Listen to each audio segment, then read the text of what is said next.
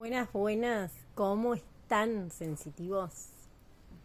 Quedó pendiente hablar de los ambientes enriquecedores o estimulación. ¿Qué diferencias hay? Entonces, vamos a dar una introducción de lo que son las bases del aprendizaje.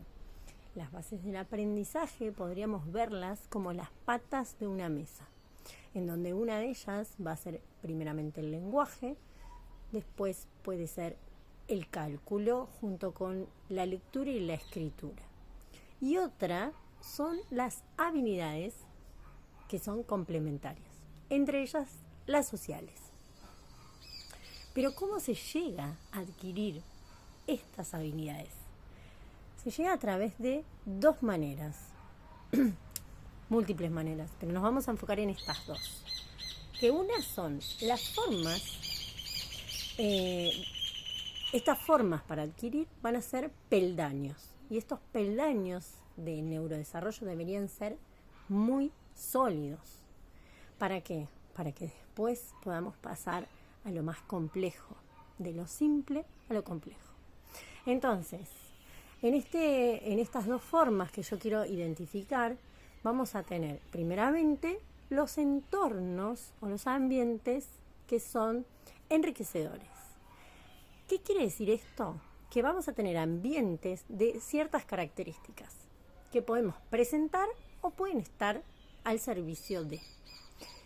Entonces, estos entornos nos permiten una exploración de manera voluntaria, libre y sobre todo perenne. O sea, nunca se termina de aprender en este tipo de ambientes. En todo el trayecto de nuestra larga vida. ¿Qué determina?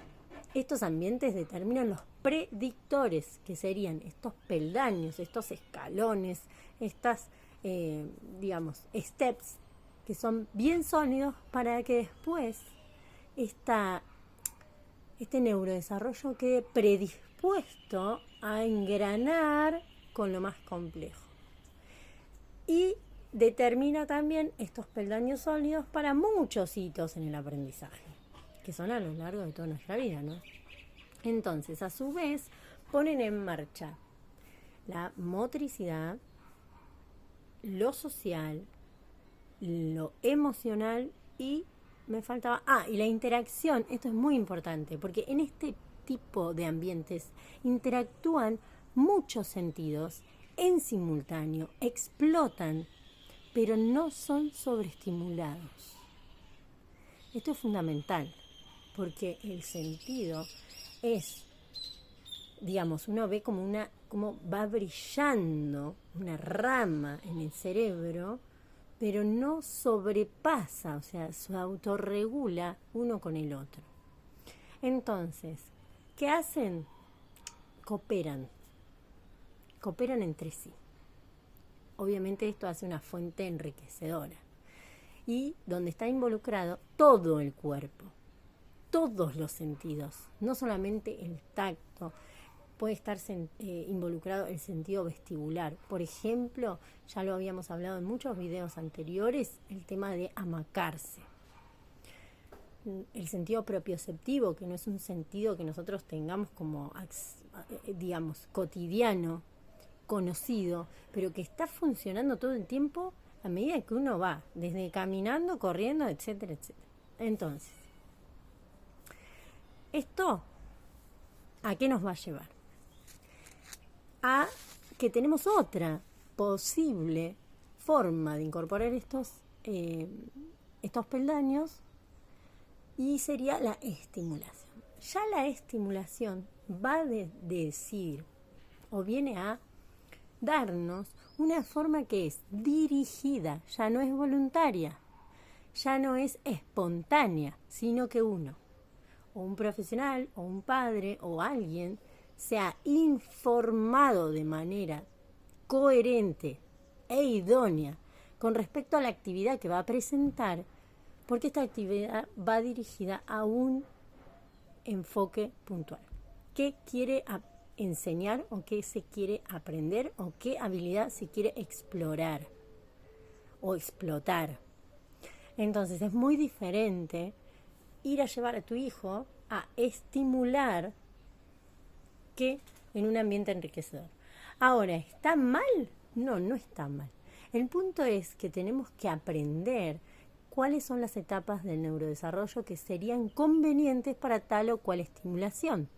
Si nosotros decimos o ya compramos, porque hay como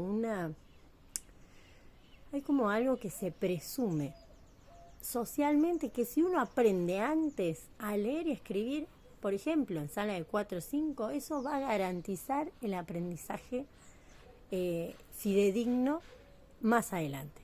Y esto no es así, de hecho está cada vez más lejos, porque entendemos que cuando se irrumpen en los hitos del desarrollo naturales, empieza a haber aversión del aprendizaje, rechazo absoluto a que te enseñen o estar sentado y aprender. Hay una manifestación de conducta de estrés y de hiperactividad, irritabilidad y agresión, incluso posteriormente deserción escolar. Entonces es muy, muy importante, porque las consecuencias pueden ser totalmente opuestas a lo que nosotros anhelamos al momento de insistir. Muchas veces la pregunta de los padres es: ¿cómo está nuestro pequeño frente a el tema de el aprendizaje? Cuando que la pregunta, a mi entender, más necesaria es ¿por qué compramos esta situación? ¿Por qué asumimos que nuestros hijos tienen que encuadrar año a año con el sistema educativo y sus pautas de logro de hitos? ¿Por qué? ¿Para qué? ¿Cuál es nuestra necesidad? Esto es para reflexionar, no es algo así azaroso que yo tomé para hablar porque me gusta ir en contra de, vengan de a uno, no me importa, acá estoy poniendo en el pecho, pero yo quiero fomentar que el aprendizaje sea de manera espontánea, natural. ¿Cómo podemos estimular entonces, por ejemplo, si queremos que nuestro hijo lea? Bueno, nos vamos a sentar, vamos a tener un encuentro de lectura. Lectura no quiere decir leerle cuentos en voz alta. Podemos leer el periódico, podemos leer una receta, podemos leer un shampoo, podemos incursionar en esta curiosidad de manera que el lenguaje empiece a ampliarse. Es verdad que hay nenes en edad inferior que tienen como una explosión del lenguaje. Entonces uno dice, ya está, habla como loro, empieza a tener MA, esto es este fonema se corresponde con esto. Pero eso no indica que esté listo, sino que está sólido en un peldaño. No indica que ya pueda adelantar el tema de la lectoescritura. Esto es determinante.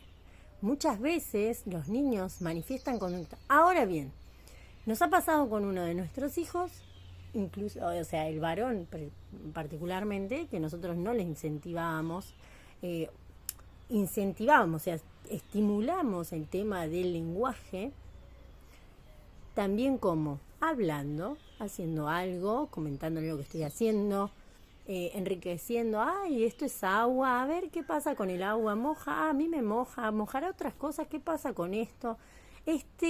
¿No? En el baño, bañándose, o en la pileta, o lo que fuere. Doy un ejemplo. Otro ejemplo puede ser cocinar. Entonces, digo, ¿qué pasa si mezclo un huevo con la harina? Ay, ¿cómo queda? Se va poniendo espeso. Bueno. Mostramos un video previo a esto, el de la papa y el pelar la papa, dónde nació la papa, por qué tiene tierra, empezar a tener este intercambio de diálogo. Nos ha pasado con nuestro hijo que obviamente un día íbamos en el auto y empezó a leer los carteles de la calle.